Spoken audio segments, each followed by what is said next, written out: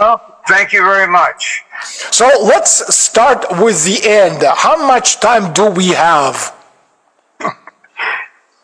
Well, the prospects of war are escalating, basically as we talk.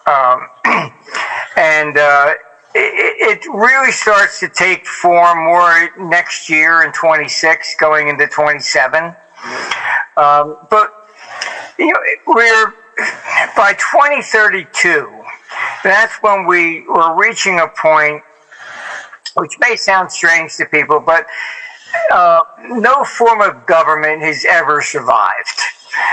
We've gone through monarchies, republics, etc. Unfortunately, the types of government that we have today, which are republics, are also historically the most corrupt. And so after 2032, we're looking at more or less, I would say, on a global scale, people are going to be looking at creating a new form of government, probably more of a, hopefully more towards a direct democracy. And by what I mean there is that major decisions we should be making. I mean, I had a friend who was married for 50 years, and people asked him, gee, how did you do that? He says, we came to an agreement. I made the major decisions, she made everything else. And I said, what major ones have come up? And he said, none have come up yet. That's pretty much the way government treats us. In other words, they don't ask us, do we go to war? They just do it themselves and hand us a gun and tell us to show up. Like Vietnam. I mean, you were 18, you were too young to have a drink, too young to vote, but you were old enough to go die. You're old enough to kill, yep. This is just basically the way republics function. And unfortunately, governments, they probably read Cicero and thought that was real. And Cicero was the fake news of the ancient world. I think you're giving too much credit to the people who run the government. For the most part, they don't read much. No, they don't. At the founding fathers, they did, there were a few that did read. And, Jefferson, etc. And I think they believed Cicero that, Caesar was a dictator, all this other kind of nonsense. Cicero was a dictator too. I mean, that was a position that you did. You had no choice back then. It was a different world.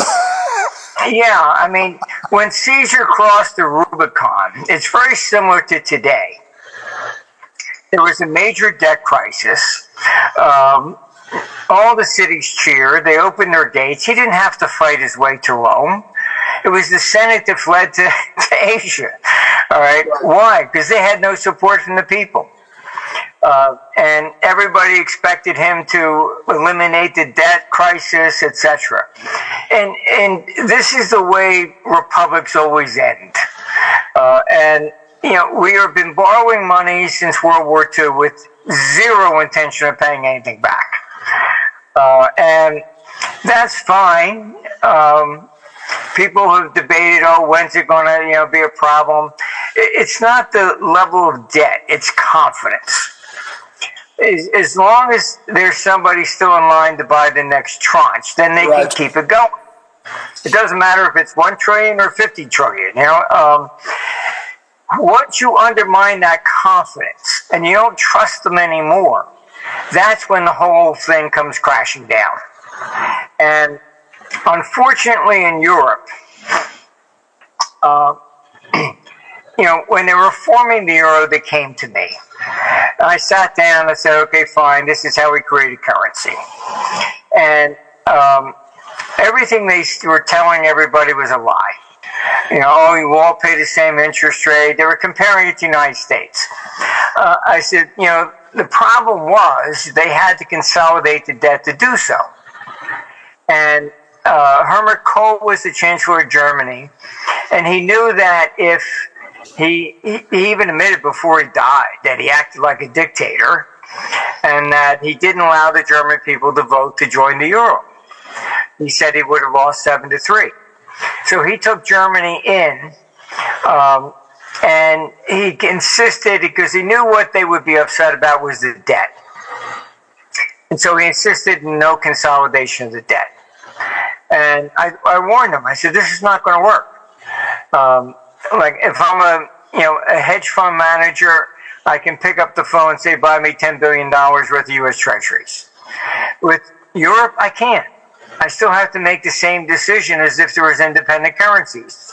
Do I want Germany? Do I want France? Do I want Italy? There is no unified national debt. And that's why the euro has never been able to really compete with the dollar. And the problem that we see here is that, for example, in 2010, when Greece got into trouble, the traders immediately said, gee, okay, we made a lot of money on that. Who's next? Oh, Spain, and you go after that one. This is the problem with the euro, that just one country gets in trouble and it turns into a contagion. Right. Whereas in the United States, that can't happen. Before we get to Europe, I wanted to ask you, so you mentioned 1932. Now, I want to ask you about the collapse. What will this collapse, this one now, look like? And can you compare it to the 1929, 1932, 100 years ago, Great Depression? No, it's a bit different. What most people don't correctly talk about with the Great Depression was that there was a sovereign default. Just about all of Europe defaulted. Even Britain suspended its debt. Canada did too. So what happened? That pushed the dollar up dramatically. All right, because the U.S. didn't default. And that's what even created the tariffs. Moot-Hawley came in 1930 because the dollar was going up so high that everybody could undersell any American farmer, etc. Because everything else was cheaper. So that's what the Depression really was about. It was an extremely high value of the dollar. And in economics, when assets rise, the currency declines. Right. In purchasing power. When you get into a recession or depression, the currency rises in value and the assets decline. So it's a balancing scale. So what we're looking at this time is something more akin to like the German hyperinflation, in the sense that the currency just simply collapses. And what makes the transition there is the private assets, real estate, collectibles, gold, silver, things of this nature. So it's a little bit different. In the 1930s, the U.S. didn't default. This time you're looking at governments defaulting because people don't buy the new debt. So we're approaching a breaking point where, whether we're talking about wealth, whether we're talking about sovereignty, freedom, all of it hangs in the balance. So where is this all heading, and how can people navigate this time around, Martin? Basically, you understand that really what the protection basically is private assets. I live in Florida. I still get 2 or 3 calls a week. Gee, you want to sell your house? I talk to realtors here, and they say houses that are like $1 million to $5 million, people are just paying cash. They're parking money. They're not buying mortgages or something like that. They're just trying to find places to put money. You're seeing collectibles going up, rare art, antique cars, all sorts of things that they're all. Some people called it the bull market of everything. And that's really what it is. It's capital trying to get off the grid. some people don't like banks. Some people, are afraid of banks. Other people, it's the currency. Our European clients, they they hear about war all the time. So, the institutions that we advise, they're doing what we warn them: get the money out of Europe. So you see the gold leaving London and Switzerland moving to New York and Singapore. Because once war happens, there's capital controls that come in. Right. All you have to do is look at World War One. What did they do? They shut down all the stock markets. So you couldn't sell anything. So even after World War II, most of the collectibles, rare German coins and stamps, they're all in America. And then they graduate, they made their way back to Europe. But people were using that just to get money out as well. So all these people they're trying to outrun the collapse. That's why they're parking $5 million into a home, buying collectibles, baseball cards, whatever it may be. But eventually the jig is going to be up. So how much time do we have before this thing just goes vroom? Well, you're going to have the prospect of war first, which will increase authoritarianism, capital controls. Europe is trying to get their CBDCs up and running, mainly because Europe routinely cancels currency, the paper currency. U.S. has never done that. So they're trying to do, the CBDC, so they'll cancel the paper currency, and then that's 100% capital control. Spain has already limited the amount of money you can take out of an account to 3,000 without permission. This is how they do it. This is, step by step. So I've been warning our European clients, you better get the hell out of there, because maybe your last chance to get out. But they need war. And they need war to what? For what? To write off debts? And we're talking about a $4 quadrillion global debt. So do they need a global thermonuclear war? They don't need a little piddly war. They need a big mammoth war to write off debts and responsibilities. So how do you see that? Well, it's mainly in Europe, because the EU was not properly designed to begin with. Even take the central bank. The Federal Reserve only has to answer to Washington. That's it. In Europe, the ECB has to answer to all 27 members. They can't make the same decisions quickly as the Fed can. And they have to, deal with, we have to be fair and equal to everybody. It's completely different agendas. So the risk of default is primarily in Europe, and the two economies that are the most at risk are actually, people might be surprised, is Germany and Japan. Germany has been, the bulwark of austerity, etc., but all that's going out the window. They had their restrictions on deficits. You couldn't do this. So what's Merz doing? He's creating, we'll fund our defense through a separate budget, off books. So they pretend, and almost like the Roman emperors, they pretended they were elected every year. This is what happens. But Europe needs war because either they're going to default, and the people are going to be there with pitchforks, storming the parliament. Or they need an external enemy, and that's Putin. And you saw it in Canada too. Carney was running against Trump. oh, vote for me, he's going to, usurp or annex our country. He didn't run on domestic issues.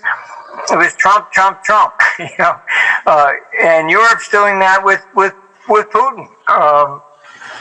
It's absolute nonsense that Russia wants to invade Europe. Of course. They get nothing out of it. All right. Japan went into Manchuria because Manchuria had all the resources. Japan was buying its energy from the United States, its gasoline. It had no natural resources. All right. And throughout history, I mean, that's what wars were about. Alexander the Great. You couldn't say, well, let's go conquer this country. What am I going to get out of it? Oh, nothing. They go, hey, what are you talking about? The troops were part of the spoils. It's exactly. So, I mean, it's more of the other way around. Europe wants to conquer Russia. This would be the third attempt. You had Hitler, you had Napoleon. Why? Because Russia basically is the richest country in the world from a natural resource perspective. Exactly. It's got $75 trillion estimated in wealth. I mean, even in 1917, they probably should make a movie of this, but Russia had the largest gold reserves of any country on the planet. And when the Bolsheviks were coming, somebody hid them.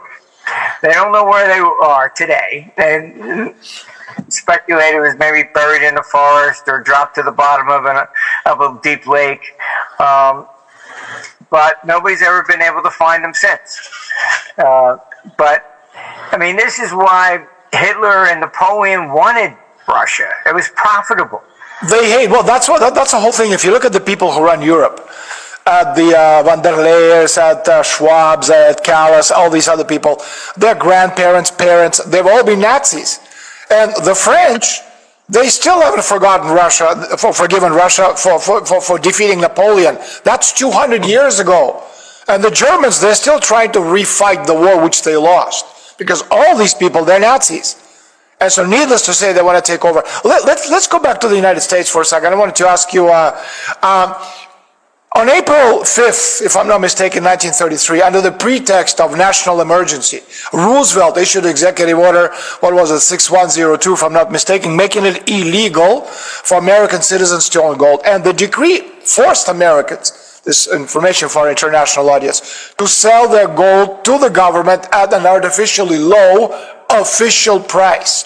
And they refused. Well, you had a penalty, what was it, like $10,000 at the time, which is about $200,000 today, and or 10-year prison term. And it was blatant theft, a sweeping confiscation of wealth from the American people. And today many fear, and not only in the United States, but the world over, you mentioned Spain earlier, that American government could resort to gold confiscation because it's becoming desperate. And honestly, I don't think those fears are misplaced. And so the government's financial situation is rapidly deteriorating. Question: what might the next gold confiscation look like, and how can people avoid it?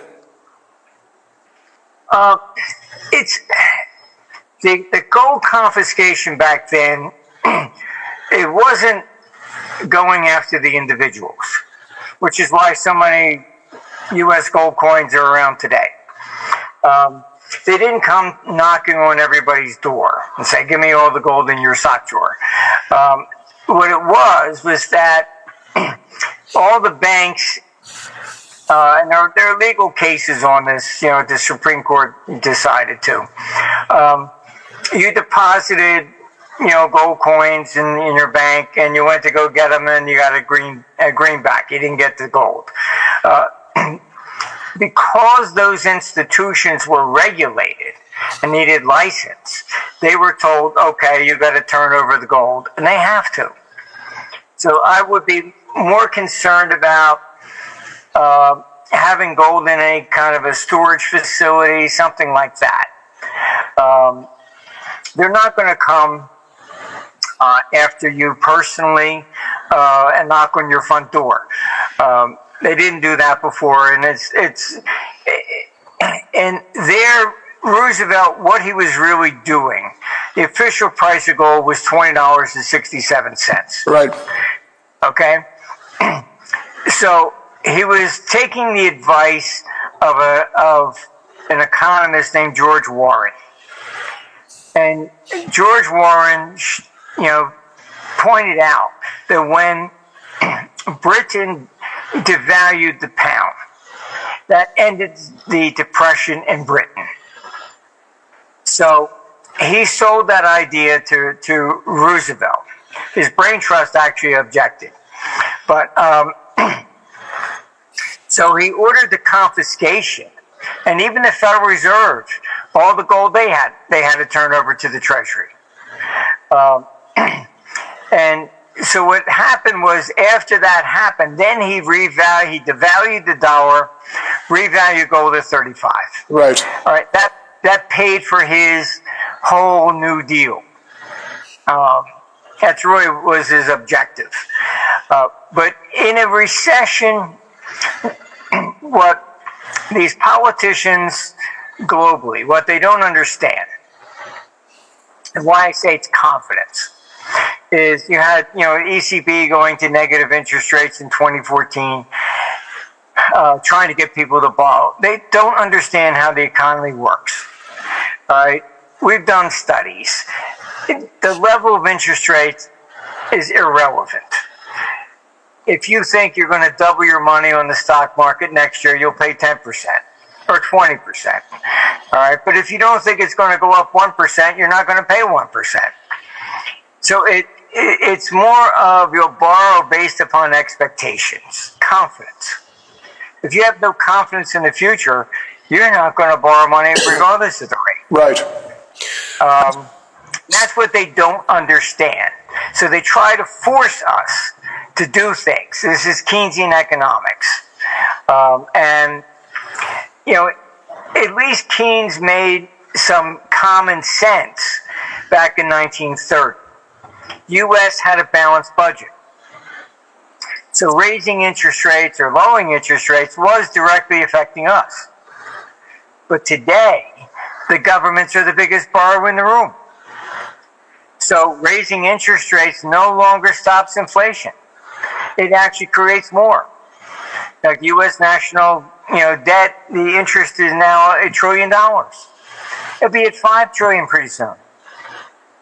So the central banks, this is part of the crash. The central banks are no longer capable of managing the economy. Now, people don't realize that yet. I can tell you with the 87 crash, what happened. You had, in 1985, you had the Plaza Accord. Stand up, we're going to lower the value of the dollar 40% to help the trade deficit. Dollar starts declining. In February 1987, all the other countries said, hey, this is too much. So there was the Louvre Accord. They stood up in Paris and said, okay, that's enough. The dollar is going down enough. What happened? The dollar kept declining. Right. When that happened, everybody said, oh, shit, the central banks can't stop this. That's what created the 87 crash. It's that lack of confidence. And that's what we're facing. Once people realize that central banks are not capable of manipulating the economy, then it's going to be Katie bar the door. Well, I think basically all signs point, according to what you're saying, to this historic shift. Trump is eyeing a dollar reset. Gold is quietly moving to the U.S. vaults. The debt crisis is reaching a breaking point. Is that it? So what's next? If we extrapolate this into the near future, probably the war, because once that first bullet is shot over there, that's going to be it. You're going to see capital controls. They always default on their debts, and that's probably the catalyst that's going to really cause the biggest problem. That gold goes up with geopolitical. You can see it peaked in 1980 at 875, but it went down for 19 years. It bottomed at, and at 250 in 1999. All right, national debt went up, inflation went up, all that. Okay, gold, even you look at 76, it bottomed at 100. It got up to 400 in December 79. It went from 400 to 875 in the last 6 weeks. Why? That's when Russia invaded Afghanistan. So the geopolitical issue is now you undermine the confidence. Who's going to win? Whose money's going to still be valid? Who's going to print a whole bunch of money just to try and win the war? So it's always war that causes this. And so, gold, it gets through 4,000, it will rally up to 68 to 7,000. That's just the way you're going to see it. How long is that going to take, Martin? Oh, it happens pretty quickly. I mean, I think you're going to be look at the prospect of war, coming into play probably next year, maybe even a little bit sooner by the fourth quarter, even this year. But they desperately need war. They desperately. So let me ask you this: if that's the case, is gold-backed U.S. dollar on the horizon? How do you see that playing out? I don't think so. I know Trump is kind of old school. He believes a little bit in that. His whole tariff thing was that, well, the country used to be supported just by tariffs before the income tax. Yes, but that was also before socialism. We didn't have all these things, Social Security, all these things that needed to be funded. So I don't see his tariffs as successful in that score. But it's what we're looking at. You can't go to a gold standard or any kind of a standard, all right, until you change the politics. As long as I can run for office and say, vote for me, I'll give you a car and a free lollipop. All right, how do I pay for that? I need deficits. All right, so you can't do that with a fixed exchange rate. That's what broke, Bretton Woods. All right, fine. It was that you fixed the dollar at $35, but you didn't limit the amount of dollars you printed. So we funded the Vietnam War, etc., and eventually you ended up with far more dollars than you had gold at $35, and it broke. So that's why a fixed exchange rate. And people say, oh, well, gold was always money, but it wasn't fixed. All right. I mean, yes. I mean, you can look throughout ancient times. I mean, the gold-silver ratio was everywhere from 12 to 1 to 100 to 1. That's what it is right now, 100 to 1. Yeah. Yeah. Because sometimes you would make a big discovery of gold. And so now all of a sudden gold is cheaper than silver. Then you made a big. They weren't always coordinated. And so that's why the gold-silver ratio has moved all over the place. And then in war, you can buy war nickels. They took nickel and they made them virtually pure silver in the 1940s. Why? Because silver was cheaper than nickel. I mean, you needed nickel to make weapons. So, I mean, these, whatever relationship you're looking at, there's always ratios that change back and forth over the time. And that's why I say nothing can be actually fixed. Well, the United States is bankrupt.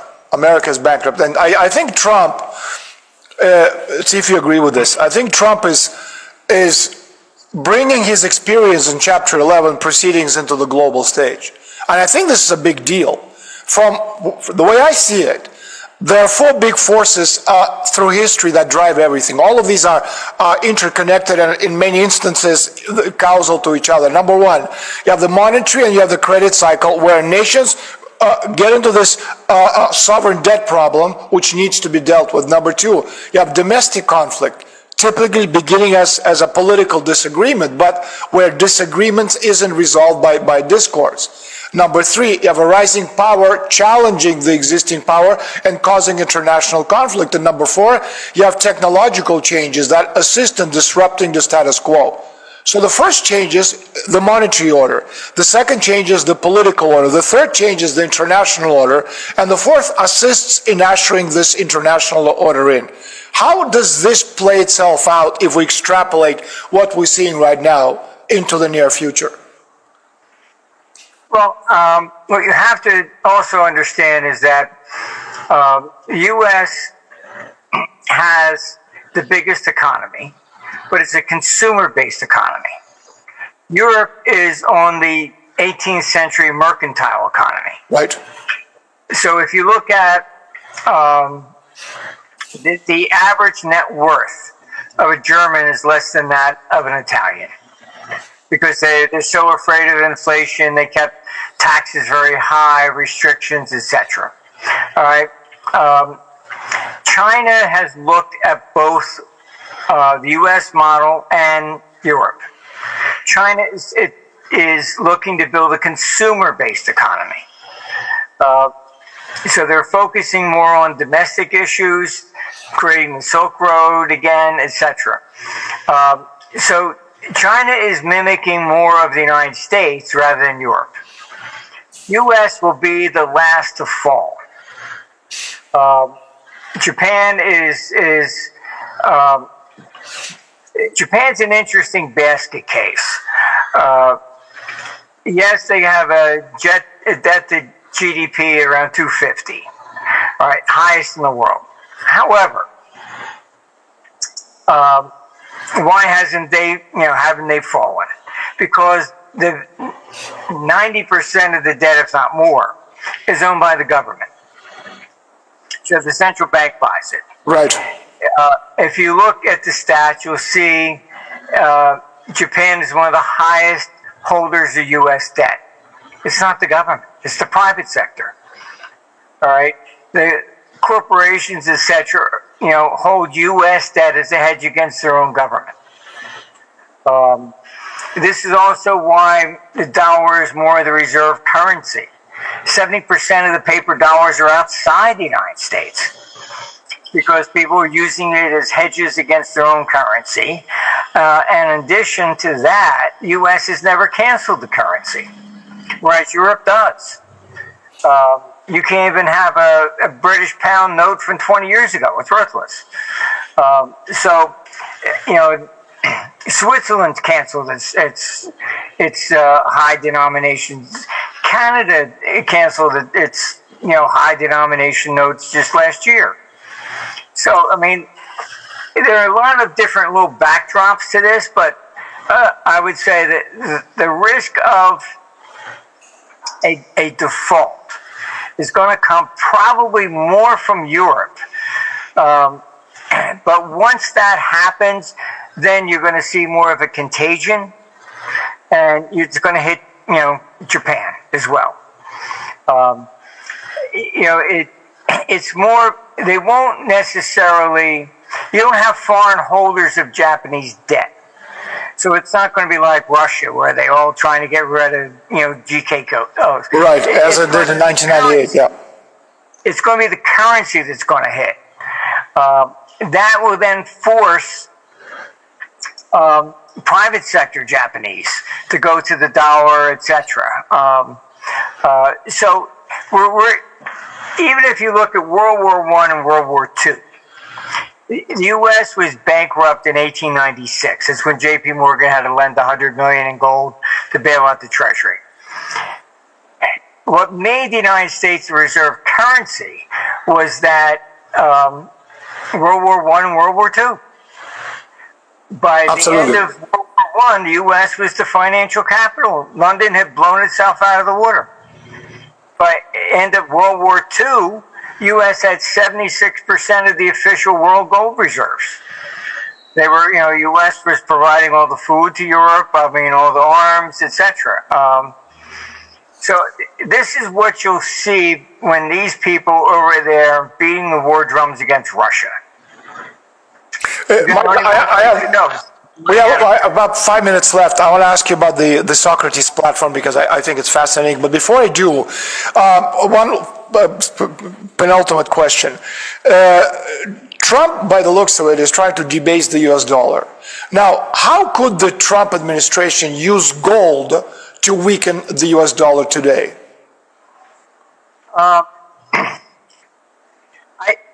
He wants to deal with the debt. All right, and the only way to get rid of the debt, if he backs the dollar with gold, then he's got a problem because now he's going to all this debt would have to be paid off in gold. So I think he wants to basically really reorganize the debt first, rather than do any kind of a gold-backed dollar, because that would only make it far worse.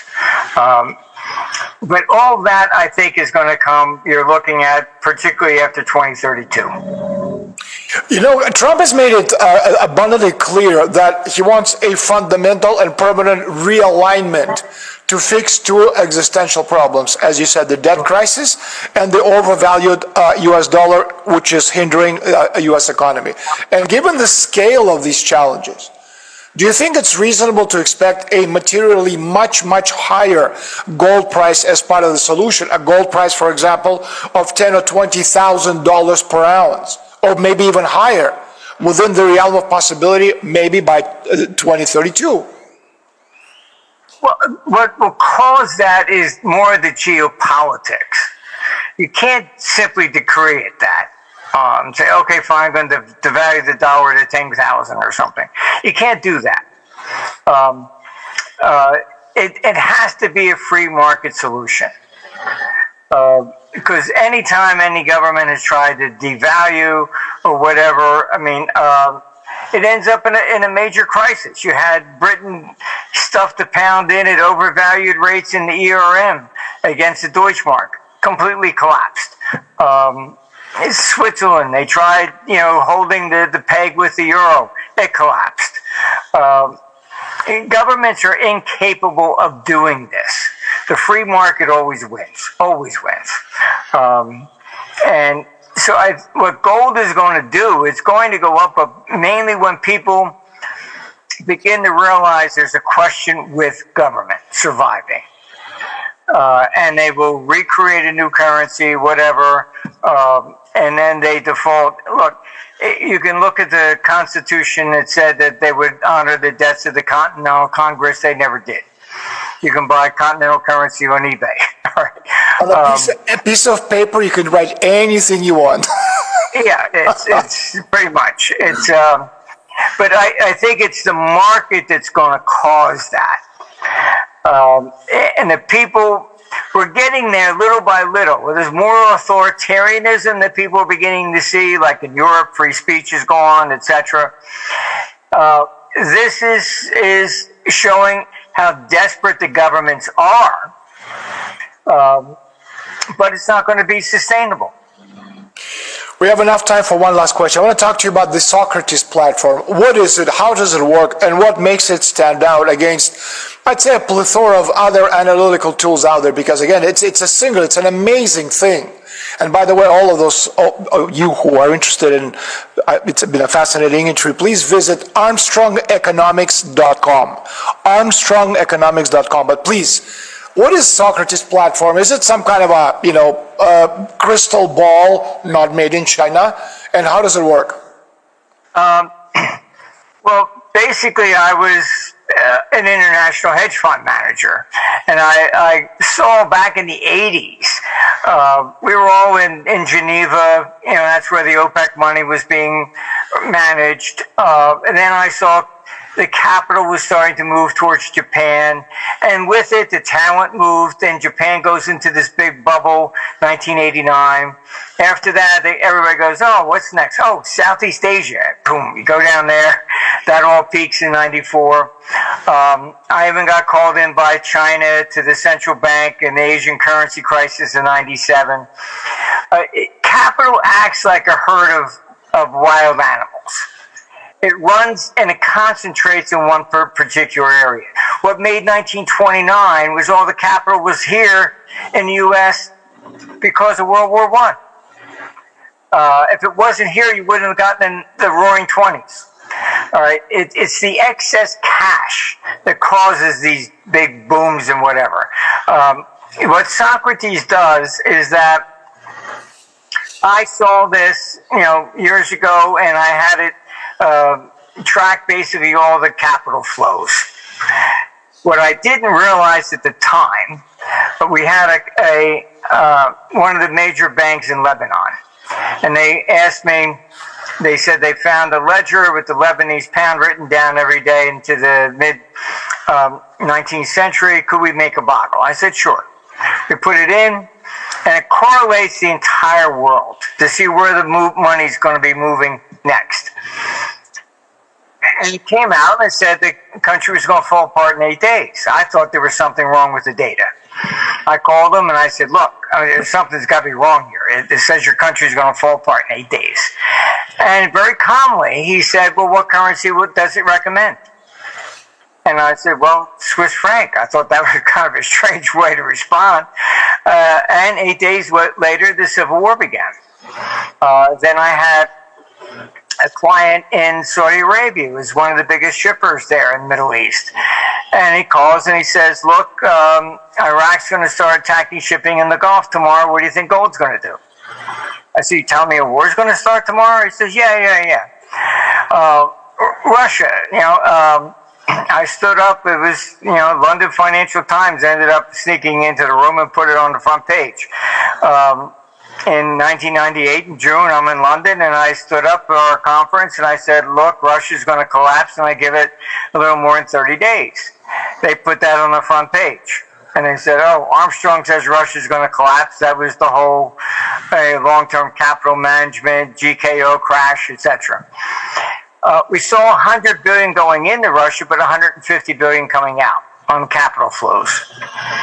So over the years, what I've realized is that somebody always knows in advance when war's going to start.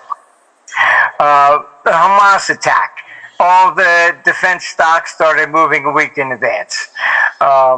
It's 9/11. Don't forget 9/11. Yeah, 9/11. The SEC even used our stuff to go look at who bought puts on the airline stocks in advance. Did they ever find these people? Who were these people? They were just some groups. I mean, look, I've met many people over the years. We were in Geneva, and I had people coming in, and I thought they were Irish. They had red hair, and they were Iranians, and they were trading markets to buy arms to fund a counter-revolution against the Ayatollah Khomeini.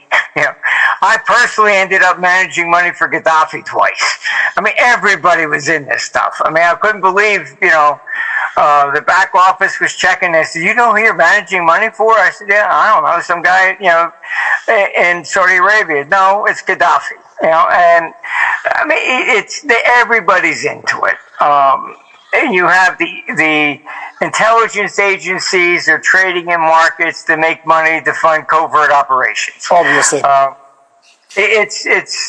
So Socrates has been phenomenal because it is tracking basically the entire world. It correlates everything together. We've got, capital flows, every market in there. It's got weather. It has, Is there anything Socrates cannot do? Any limitations right now, especially with AI and large language models, et cetera, out there? Well, they're just language models. They don't. They're very good at that, but somebody even asked, I think it was what's the difference between you and Socrates? And it's, oh, well, Socrates is much different. It's not a language model. And it's not going to tell you what the name of, somebody's dog is, Lady Gaga's dog or whatever, where a language model will tell you that. This is more focused.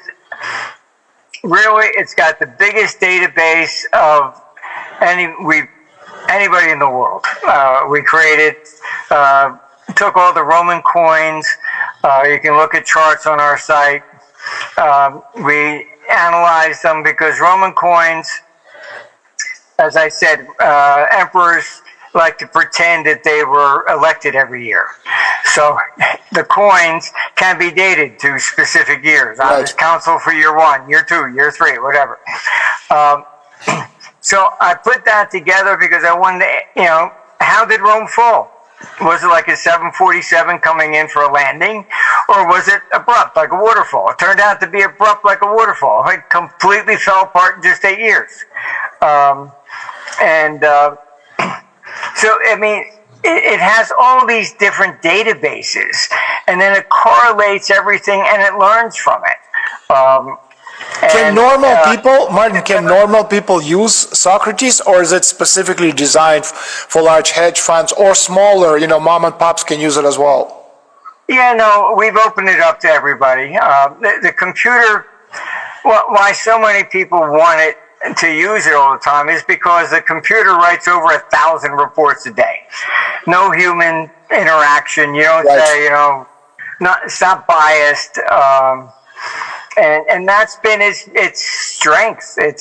Whereas I think humans, we're not capable of that. I mean, you can't forecast war if you've never seen it. Exactly.